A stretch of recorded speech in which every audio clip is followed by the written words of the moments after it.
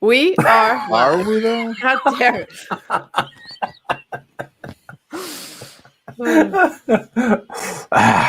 Just because it's always good to Sensible. make sure. Yeah, is it? Otherwise, our listeners get the beginning of the show cut off. Oh my God. Oh, is that what happens? I'm That's gonna what happens cut- sometimes. Cut something off of Andy. All right. This is Literary Roadhouse. One short story once a week. My name's Gerald. My name's Andy. And I'm an ace. And this week we have been reading, scroll, Objects in Space by Emily Davis. If you've not read the story yet, and it's only 3,000 odd words, pause the podcast, read the story, and return. And in this week's story, we follow Abigail from when she was 6 and her father disappeared, or left, as we know, after an evening at the movies. She lived for 18 years with her mother and her brother Ben in a small apartment in or near New York. I'm not quite sure, because she went to town. New York so isn't probably quite sure. That's a comment. Yeah. They named it twice, but they still weren't sure. She watches a space show at a planetarium, and on the way home, she dreams of moving out west, where the skies are clearer for watching stars and stuff. So when Ben returns from college, she decides to buy his clunker of a car, leave New York, and head out west. She ends up in South Dakota, between Mount Rushmore and Rapid City. They're currently having brush fires, by the way. She starts to work at a diner. Thinks she meets her dad, although she's not sure, and maybe he's just a creepy old guy. And Ben comes to stay. So they sit on the roof and look at the stars. And there's lots of spacey references. And I've had Doris Day singing in my head all day today. The Black Hills of Dakota, you see, from Calamity Jane. Just a cultural reference. Yeah. We appreciate Okay. those. All American right. culture, which, you know, is a bit of an oxymoron, but anyway. Okay, Hey, who you Gerald, calling a dumb cow? in the pre-show, we were talking about jellied eels that you guys are eating over there, and Right. an eel pie. So I don't think you should be coming for America until you figure out your eel situation. I don't think What are eel you pie doing is a with thing. eels? Eels, they're fish. You eat fish. Talk to Japan about eels. They like eels too. I'm gonna talk to Andy about this story. That's what I'm gonna do. Are you? Okay. Good. I'm Carry not on. about to call Japan and be like, hello, Japan, let's talk about your eel consumption. So, actually, will I? I did once call No. the Jelly Bean Corporation about butterscotch jelly beans to yell at them. It was college. I was drunk. So, Andy. Yeah. Hey, we were that Hey. story, huh? Yes. What did you think of this story? Ah, Wow. was- Okay. hmm dumb. Wow. Okay. That's a lot. That's strong. Yeah. It was dull. It was just dull. It was. What was it about? Well, okay. All right. We'll Yeah. come back to Andy. Okay. Real strong. Nothing. You see- That's what Real it was. see, strong, you're- Andy. Real mean. You're now regretting going to Andy for a comment, aren't you? I am very much regretting going to Andy. I will never give him the mic again. Well, Fair enough. yeah. Gerald, what did you think of the story? I rather liked it. It's not. It wasn't as racy and as spiky and life changing as last week's, but it's a nice little story. It made me almost want to move to New York so I could drive out west to Dakota. It made you want to move to New York so you could leave. So you it. could. Yeah, but then I found out New York was in America, so I wouldn't want to do that, would I? Wouldn't want to go You were there. thinking of Old York. Yeah. Besides, Gerald, haven't you read the thousands of columns since the pandemic started? New York is dead. That's what you got to say. New York is Dead. dead. It's dead. It's a desolate landscape of Yeah. pandemic. Very briefly, though, when something very New York happens, it makes the news. You go, New York's back, baby. But then you're right back to New York is dead. That's what we do now. But I rather liked it. I thought it was quite clever. I thought it was. I think the sort of the comparison of space and its spacey things and her life was quite clever and quite smart, and it was a nice little story. I liked it. Yeah, I thought it was tedious instead of clever. Oh, Like, all right. So I'm between you guys. Okay. there's a lot of things about the story craft-wise that shows somebody who has really studied how to put together short stories and who teaches it. And there's just a lot of really clever things, like Gerald was saying, from like a craft perspective, story construction. But I also agree with Andy that despite all of that very good craft and that very good scaffolding, which isn't super apparent. Like, I'm not saying like, oh, it's like, we read a story once, I can't remember which one, where I was just like, really obvious story scaffolding is obvious. Like, this not the case in this one. You do have to think about it. And on my second read through, I found more things that I liked that the author was doing that was very clever. But I agree with Andy that in terms of taking me somewhere, making me feel something, or in particular, making me care, I guess, like that wasn't there. Yes. Right. Yeah. And I don't want to sound mean. Like, okay, it's about like your father abandoning you when you were 6 years old and a bit of coming of age. Well, not really coming of age, but like, you know, she's 18. Like, okay, I don't want to sound too insensitive, but I guess it's a little bit like that's a subject that has been explored many times. And there are ways to do it to make the reader care more in a way that I personally didn't. Also, I feel like, was it the brother, while off screen, decided he wanted a relationship with the sister through no action or anything of Abigail's? So, like, well, her action was moving out west, and I'm sure he's probably wondering what's up with that. Yeah, I feel like Ben had an arc that we didn't get to see off screen. That was the more interesting story, and I don't know. That was a weird feeling. Yeah. And it's like, and now Ben's changed his mind. Like, oh. And I think that does happen with siblings. I've heard this with other siblings. I've been very fortunate that my brothers and I have always been super close. But I've heard of other siblings where it was like, oh yeah, like growing up as kids, like that was definitely my brother or sister. I always loved them, but we would fight. And especially in high school, we would argue. And then there comes a stage around the college years where you're like, oh, this is probably like my longest lasting friend and relationship. And then you reinvest in it, which I think is what's happening with Ben. And that's something that I've heard from people. So I guess for me, it felt normal and natural that Ben would be like, oh, I should really be investing in my relationship with my sister. Yeah, but also that's the story, is whatever. That's an interesting arc, is whatever happened that made Ben think that. And like, I don't know. I think, I think, as Anise says, I think, I mean, I had two older brothers at home, and I pretty much despised them when I was living with them. No, I didn't despise them. That's a bit harsh, but I didn't. You know, we got on a bit, and it was only one of the brothers had moved out that I got closer to the other one. And once we'd all moved out, strangely the bond was tighter and closer. And I think that probably applies to relationships too. When you actually live with someone, you it's very different. But yeah, so that wasn't to me. Ben's arc wasn't really an arc; it was just sort of normal. And there's this thing. I think when he goes away, it's okay, and he's starting his life, and he always assumes that everything will be the same when you come back. But he came back, and within a very short time, she moved out. So then I think he sort of felt that sense of loss. But I guess. That's what we're talking about, though, also. I don't know. Well, we're talking about it because you brought it up. Yeah, well, because it's the more interesting part. I don't know if it's more interesting or not, because I think as we keep reading short stories every single week and discussing them and doing this for 6 years now, what I've realized, it's honestly like you can pick whatever theme and a really good author can make you care about it, right? Like I started, like there's been a lot of stories out there that are about, fathers abandoning their families. It is a thing that happens. And there's ways that you can write that story that make the reader really feel something and take them on a bit of a journey and make them care. And this story didn't do that for me, despite the fact that it was very well constructed. Like there's a lot of things that I see that the author is doing that are very clever, like Gerald said, right? So I guess what I'm saying is, to Andy's point, you could make a story about Ben, older brother, realizing he should be investing more in his sister. And it may or may not be interesting depending on the author who writes it.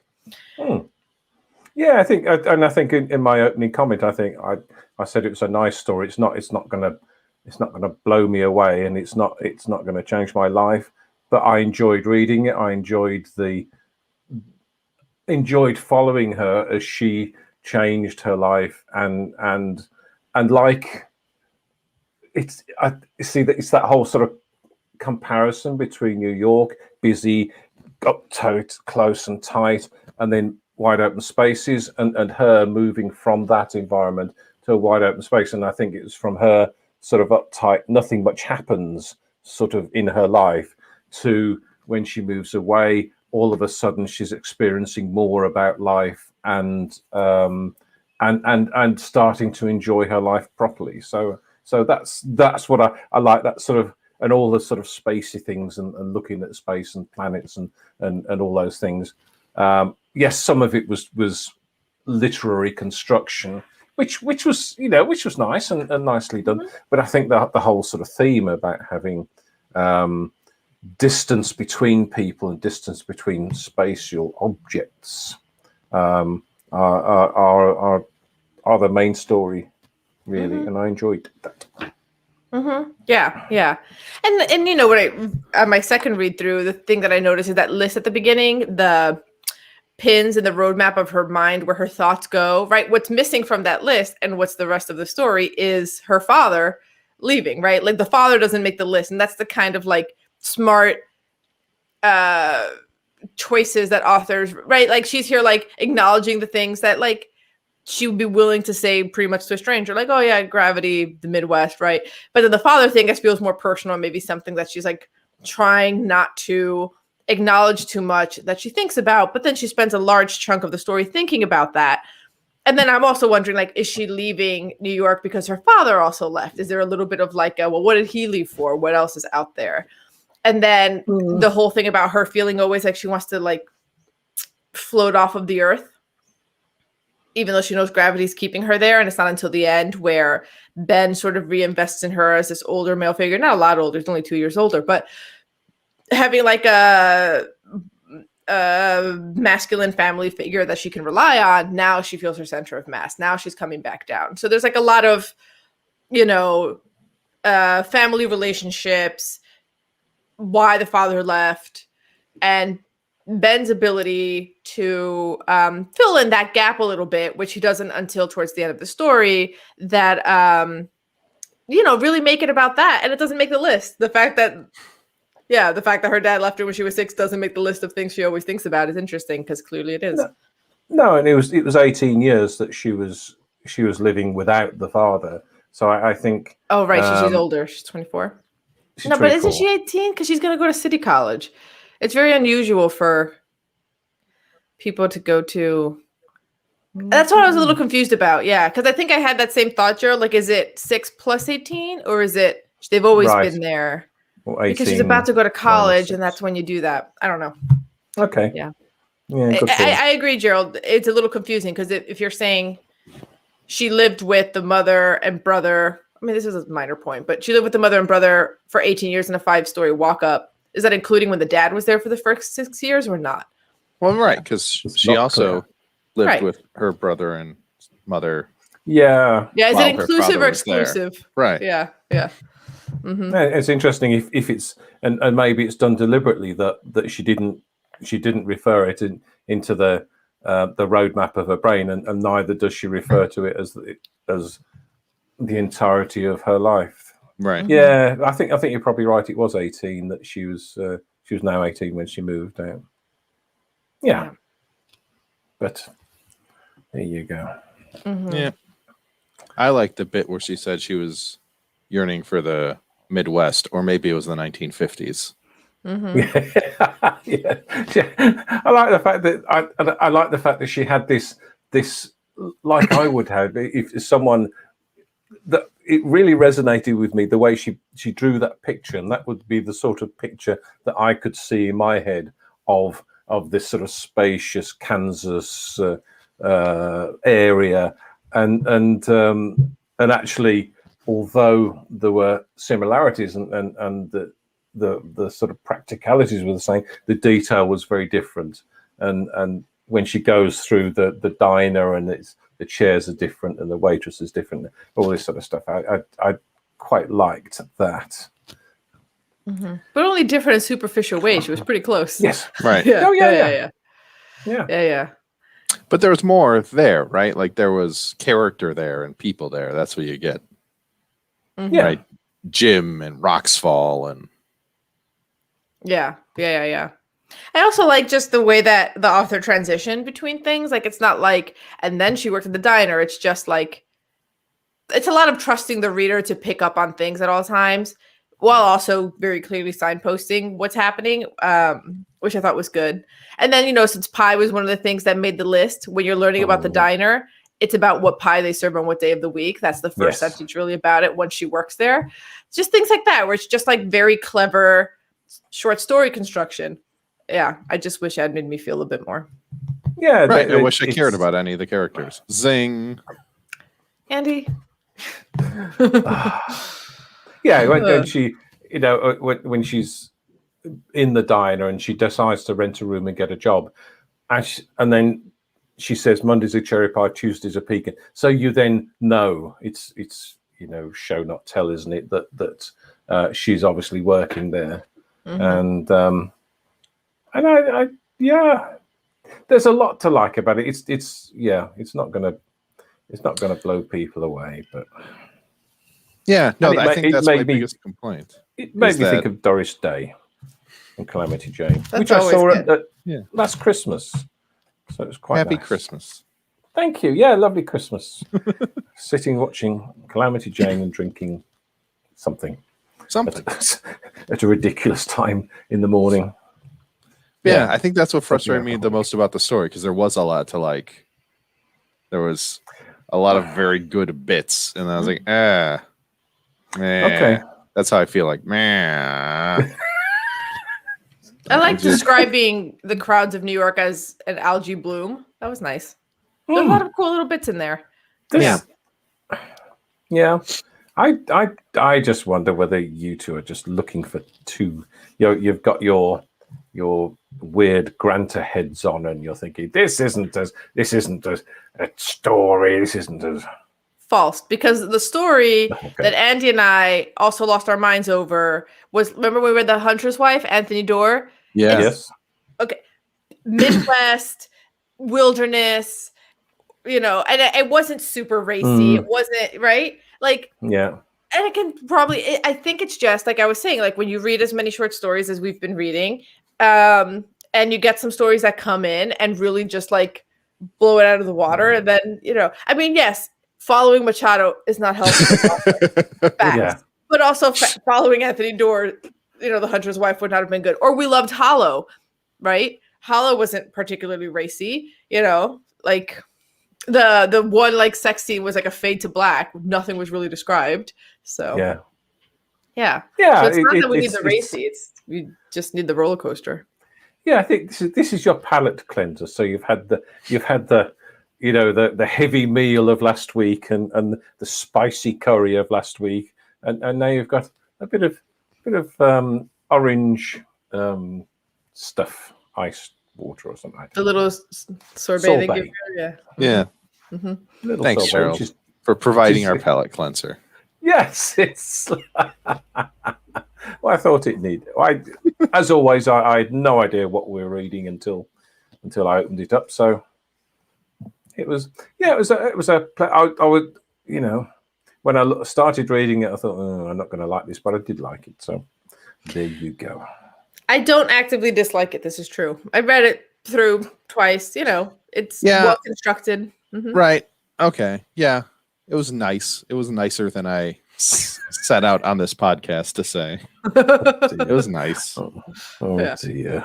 But yeah, I understand what you're saying, Andy, as well, which is like, okay, but I want to like feel something and care a little bit. Yeah. We've also read stories that are not well constructed, where we didn't like the writing too much, especially like older authors were like before like people started thinking more about like what you're saying, show don't tell, sparse writing. Like when we've read some older stuff and it's like purple prosy up the wazoo, we're like, but it still made me feel something despite this. We haven't done one of those in a while. Yeah. Is there anything else we want to add? It's not much more to say. That's the trouble with it, isn't it? There's not much to say about it.